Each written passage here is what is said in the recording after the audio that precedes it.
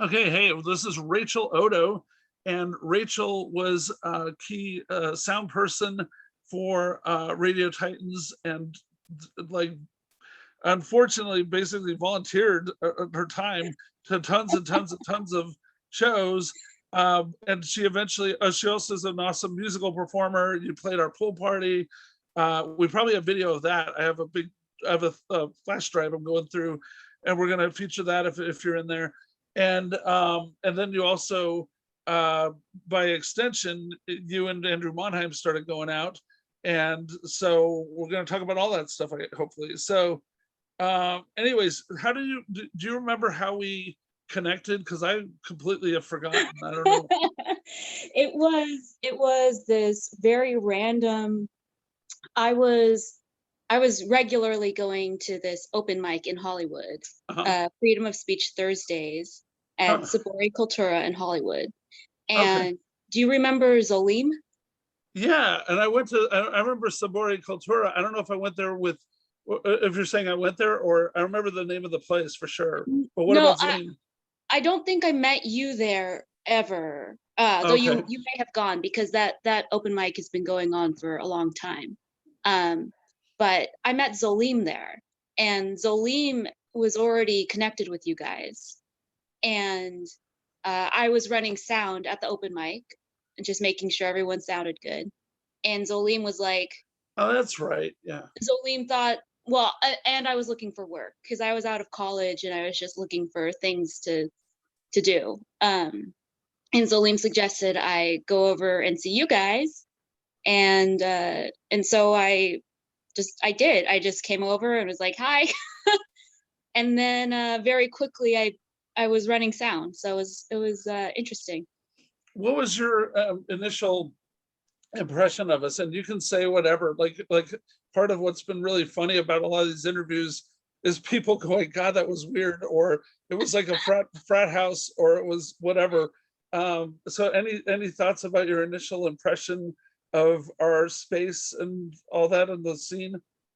Well, initially it was very impressive because it was on the 11th floor of the Macy's building in downtown, and you had to go through the guard to get to the elevators, and then you go up to the 11th floor, right? We were on the 11th floor. Yeah. Yeah, and so it was like, whoa, what is going on? What is this place? Where am I going? And then you had a full suite when I first met you guys. So you had like a little lobby, and then there were offices, and there was a little podcast studio. So you put on a really good face for when I first met you guys. Yeah. Okay. So then were you at because I keep forgetting to ask people about this. Were you at our opening party? Any impressions of that giant party we threw? We had 102 people come through our 6-room suite over the course of like 8 hours, and there was several bands, and it was just this hot, sweaty mess by the end of the night. But do you remember that at all? Were you there? I don't think I was there for that. And and because either I wasn't there or I was just so new, because when I first started, I was only running a couple of shows. Okay. Yeah. Okay, no problem. Yeah, so then over time, I mean, and it's okay because we're trying to show where we screwed up also was we were always flying by the seat of our pants. So I mean, like, would you say you had enough fun for a while to put up with the lack of pay, or almost lack of pay, or what was your impression of that side of it, the business end? Well, I kind of knew what I was getting into, and kind of took it more as just a chance to grow my skill set.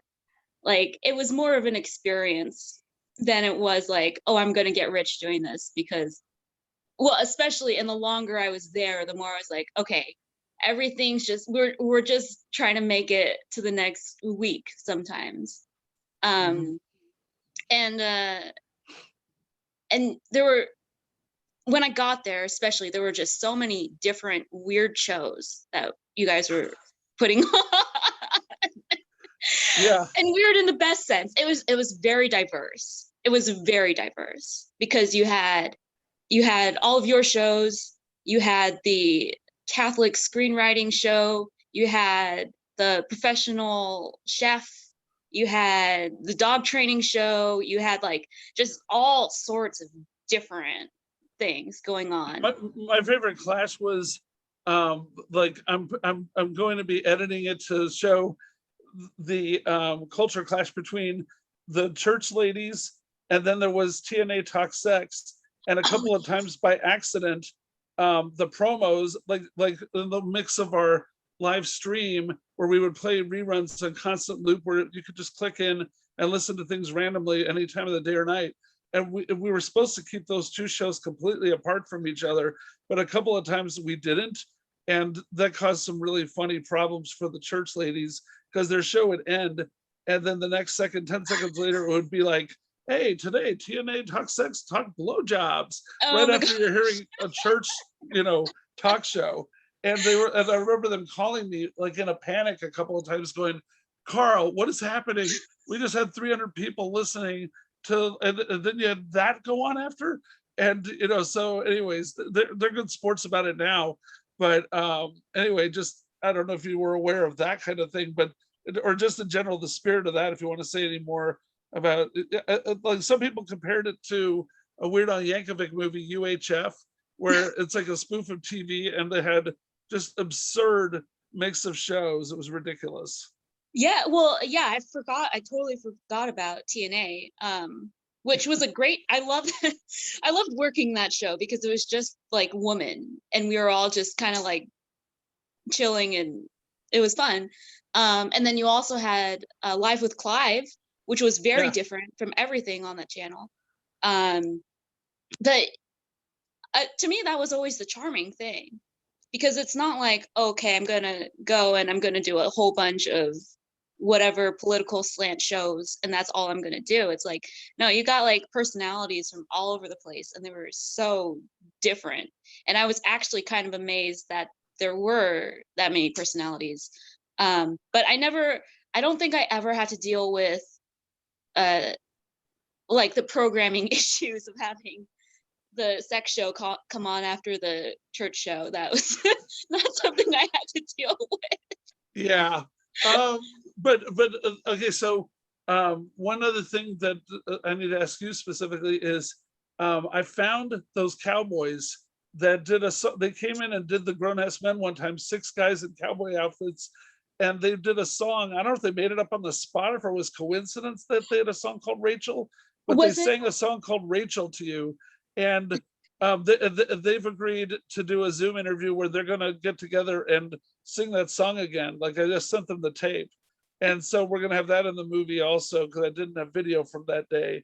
But do you remember that? Like what that was like, having a bunch of cowboys sing to you at 10 in the morning in an office suite? Was that the Tall Men group? Tall Men group, yeah. Yeah, well, I do remember that. But I believe they wrote the song about a different Rachel, and it just happened to be somewhat applicable to me. Yeah. If nothing else, by name, like. Yeah, sure, sure. Yeah, but I do remember that, because I thought, well, that's really funny. Yeah. And any thoughts about the pool party? Like, because you played at least one of them. We did 2 big ones. I forget if you were at both or not, but any thoughts about that day in general? I think I played the first one, and I think I came to the second one, but I don't think I played it. Yeah, that was fun. I love themed things where I have to come up with outfits, and I think I came in like a nightgown, and I turned my high heels into bunny slipper high heels. I don't know if I still have them, but that was definitely a thing. It was an interesting experience. That was at the pool at the Gaylord, right? Yeah. And we were like, it was a little bit surreal. It was like going into a movie, and you're like playing the show by a pool, and people are just like lounging by the pool. It was fun. What about okay, so then as far as you and Andrew, then so Andrew, did you meet because of Pajama Party, or did you meet at one of the events, or what? First time I met Andrew was when the Letters Home played Wake Up Hollywood. Oh, I don't know about that show. Okay. Wake Up Huh. Hollywood, that was Nikhil and Eddie. Oh, really? Yeah. Okay. Yeah, that Oh, you was mean like, they came in and performed at that show? You mean Nikhil's talk show? yeah, Oh, I yeah, didn't know that. That's yeah. cool. Okay. They were the musical guests on Wake Up Hollywood, and that's, I think, when I first met Andrew. Okay. Uh, and I mixed the show, and then they listened to it while they were driving to like South by Southwest or something. Oh, cool. And then, because I don't think I was running Pajama Party at that point. But then afterwards, when they came back, I was. And so then I would see him every Monday night or whenever that was. Hmm. So yeah. Well, that's cool. Okay. So, because Jake Bowman always laughs that he's like, oh, it's like our kids, like we oversaw a couple getting together, and I was like, whatever. But Yeah, I anyways, mean, yeah, yeah, I guess. I mean, yeah, no, we I did don't meet know. under at Titans, Well, so he's saying that's one of the accomplishments we had is that, hey, we didn't last, but these two did. So yeah, yeah. Anyways, so any other thoughts about um let me think. Okay, I don't know if you because Lorna, okay, so Lorna insisted on talking about in a very broad sense. She didn't name names because I don't want to go into names, but she was talking about how there was a guy in particular, and she meant in general that there was a she was talking about how this one particular guy was causing trouble with kind of predatory behavior, and and the reason I'm bringing it up is that we all agreed that if we're going to do this, we're going to do a warts and all thing because it makes it more interesting.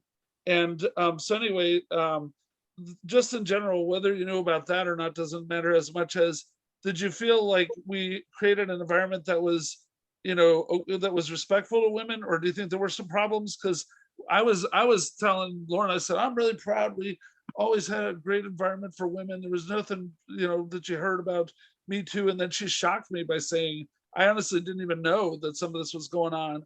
But then she talks to me at length about it, and it's fascinating and horrifying. And she doesn't name names, so we're legally safe. But then out of nowhere, she was like, I don't want to use that interview. I want to redo it.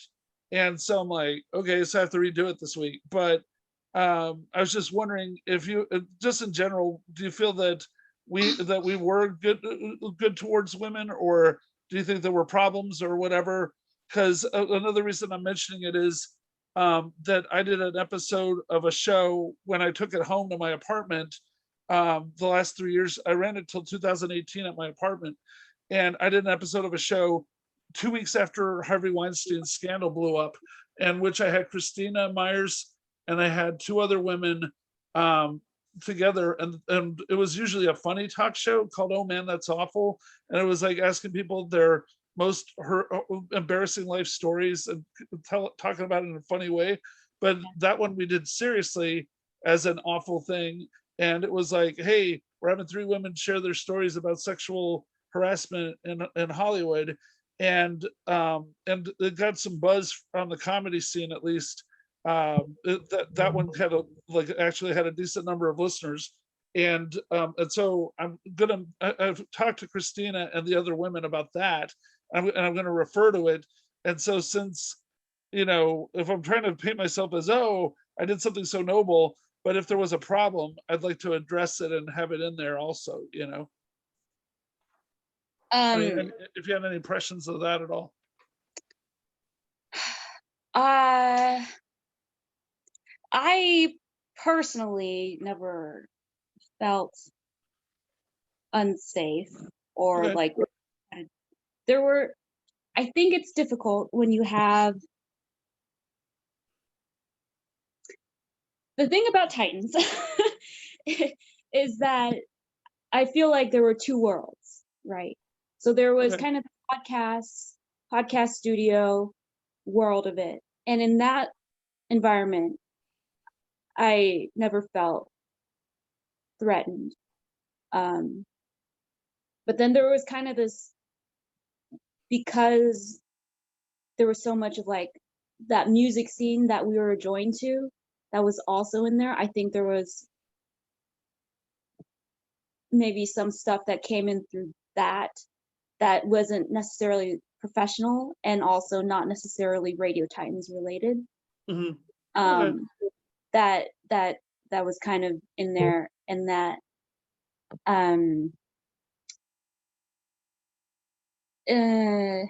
yeah. Well, that's fine. Personally, I might even leave this out with you. I don't know. I just am addressing it just in case it's good. I'll let you yeah, see how I paint this before we put it out, because the sensitive stuff I'm going to let everybody see how we edit it and everything, so that nobody's worried or freaked out later by it or whatever. So about that and some other stuff like the embezzlement we're going to talk about, but I'm letting the guy have final say on how bad we portray it, that kind of thing. right. So yeah. All right, cool. Is there anything else you want to mention? I'm good with what we have, but if there's anything else you want to share, that'd be awesome. Yeah, sure. I think it provided a space for kind of a really magical, weird, wonderful time. Like so much of my early 20s was there, and it was a very wild, weird thing to walk into. Um, but I still, well, Andrew and I met there, but also like, you see these hosts that were on the show and go do their own things, or, I'm Facebook friends with them, or I follow them on Instagram, or Yeah. like you see guests that you had on the show who I had never heard about, like Melissa Villasenor, who I'd never heard about before she was on the show. Didn't think about again until she was on Saturday Night Live. It's like things like that. It's like, oh, okay. So we weren't so far out in the weeds where we weren't doing, anything of note. Yeah. But yeah, well, and then from my perspective, because I was so much on the technical side, there was like, when I came in, I felt like there were some major technical issues that had to be fixed, but then I feel like we managed to fix them. And it was, yeah, it was just a kind of strange whirlwind of a time. Yeah, but I'm thankful for it. I think it was a great experience. Well, cool. Well, thank you. Yeah. All right. Awesome. All right. Let me pause. Hang on. Yeah. Yeah. So